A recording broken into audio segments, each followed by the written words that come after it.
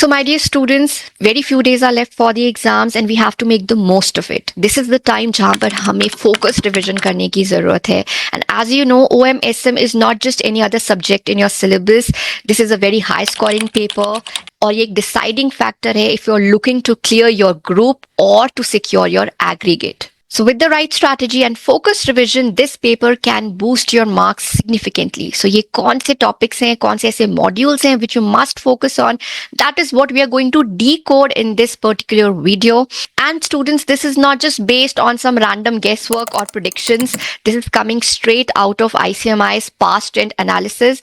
हमने ICMI के last 4 attempts के question papers को analyze किया है, mock question papers को analyze किया है, almost 12 to 13 papers को analyze करने के बाद कुछ ऐसे टॉपिक्स को हमने आइडेंटिफाई करा है जो रिपीटेडली इंस्टीट्यूट एग्जाम्स में पूछता है. You cannot afford to skip these topics. You have to revise these topics thoroughly before you enter the examination hall. So before I tell you those important topics and modules, let me take you through this analysis जो हमने करा है और easily आपको जो question papers हैं, mock test papers हैं, ICMI की website से मिल जाएंगे. But here we have done the analysis for you. Let's go through this. First, let's talk about operation management. So some topics, concepts are listed along with the module that they are coming from. Then we've also given the frequency, number of times this particular topic has been repeated so that you can easily identify कि कौन सा topic important है, कौन सा topic repeat हुआ है almost in all the MQPs or whether it is heavily repeated या frequently आया है, rare आया है, you can easily identify everything. So ये जो frequency है, this is out of 13-14 papers that we have analyzed.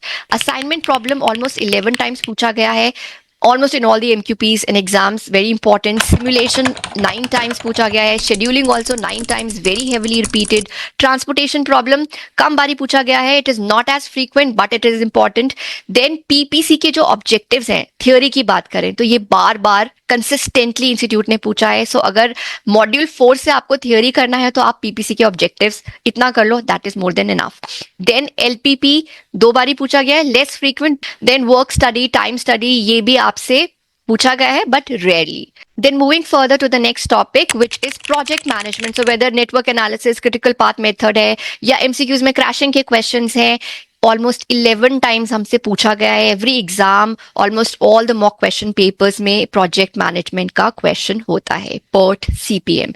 Then another important topic, replacement analysis, जहाँ पे आपको economic life of machine calculate करना है, almost 10 times पूछा गया है. This is the core repeating question from this particular module, module number 7.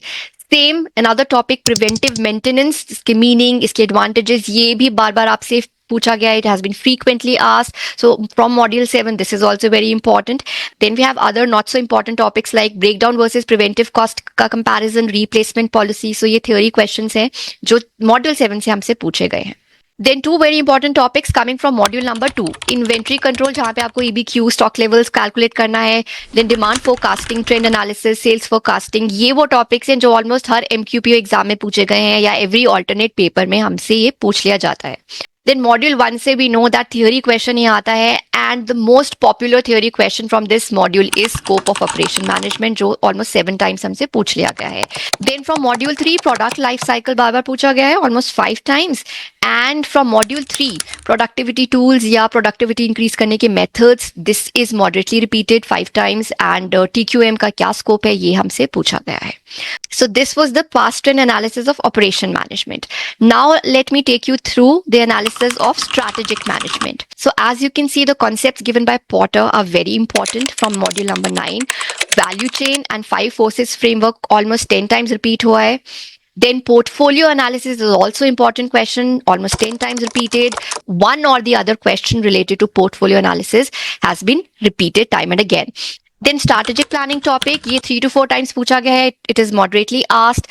Business environment की characteristics काफी common है, काफी बारी हमसे पूछ ली गई हैं, almost 5 times. And then there are some rare topics like critical success factors, decision making techniques जो 1-2 बारी पूछ ली गई हैं. So that was about module number 9. Then from module number 10, strategic control is a very, very important topic. Heavily repeat हुआ है। Strategic business unit भी बार बार आपको देखने को मिलेगा। बिजनेस प्रोसेस री इंजीनियरिंग मॉडरेटली पूछा गया है, समटाइम्स उसके रीजंस आ जाते हैं, कभी उसकी कॉमनैलिटीज, कभी उसके कंसर्न्स। देन ऑर्गेनाइजेशनल स्ट्रक्चर्स, कभी टाइप्स पूछ ली जाती हैं, एंड समटाइम्स आपसे कोई एक इंडिविजुअल स्ट्रक्चर पूछ लिया जाता है, project based, functional, matrix, transnational. So this is also moderately asked. Then there is this topic goal congruence, ये भी हमसे मॉडरेटली पूछा गया है ऑलमोस्ट 4 टाइम्स। और एक टॉपिक है 9 डिजाइन टेस्ट, ये हमसे अभी तक 2 बार ही पूछा गया बिकॉज नई सिलेबस में जो चेंजेस हुए थे, so this was one of the topic that was introduced. So अभी ये कम बारी ही आया है। So that was about module number 9। Then from module number 10, strategic control is a very very important topic. Heavily repeat हुआ है। And sometimes आपसे कोई एक इंडिविजुअल स्ट्रक्चर पूछ लिया जाता है, project based, functional, matrix, transnational. So this is also moderately asked. Then there is this topic goal congruence, ये भी हमसे मॉडरेटली पूछा गया है ऑलमोस्ट 4 टाइम्स। और एक टॉपिक है 9 डिजाइन टेस्ट, ये हमसे अभी तक 2 बार ही पूछा गया बिकॉज नई सिलेबस में जो चेंजेस हुए थे, so this was one of the topic that was introduced. So अभी ये कम बारी ही आया है। Then moving further to module number 8, यहाँ पे सबसे फ्रीक्वेंटली आस्क्ड टॉपिक्स हैं हमारे स्ट्रैटेजिक मैनेजमेंट से रिलेटेड, कभी उसके एलिमेंट्स या ऑब्जेक्टिव्स या levels of strategy. Also goals and objectives is a highly repeated question in module number 8, whether it is smart or fast framework, उसके issues हों या objectives की जो characteristics होती हैं जो उसे effective बनाती हैं. So this is also frequently asked. Then the topic of pestle analysis has been asked 3 to 4 times moderately. Then some other rare topics like balance scorecard, blue ocean strategy, EVA driven accounting, ये हमसे एक बार ही पूछा गया है. Balance scorecard हमसे twice पूछ लिया गया है. And then finally module 11, which was a new module that was added, digital strategy. तो जब से ये इंट्रोड्यूस हुआ है तब से यहाँ से एक क्वेश्चन तो आता ही है. समटाइम्स आपको डिजिटल मार्केटिंग स्ट्रैटेजी से आ जाता है. अगर यहाँ से नहीं आ रहा है तो आपको either of the topic from IoT, that is Internet of Things, AI, Big Data, Blockchain, Cloud Computing से related topic देखने को मिलता है. So this was the past trend analysis of both OMSM. I hope आपको इससे कुछ idea लगा होगा इंस्टीट्यूट की क्या स्ट्रैटेजी रहती है और कुछ टॉपिक्स जो वो बार बार रिपीट करते हैं.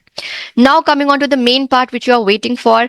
अब हमें फोकस रिविजन कैसे करनी है, कौन से टॉपिक्स पर हमें सबसे पहले ध्यान देना है, अच्छे से थॉरली रिवाइज करना है, and then later on we can do the other topics. So here it is, my dear students, high weighted modules and most important topics based on real frequency and institute's own past trend, starting with operation management. So सबसे ज़्यादा important modules जो यहाँ पर हैं, they are module number 4 and module number 6. सबसे ज़्यादा questions यहीं से आते हैं.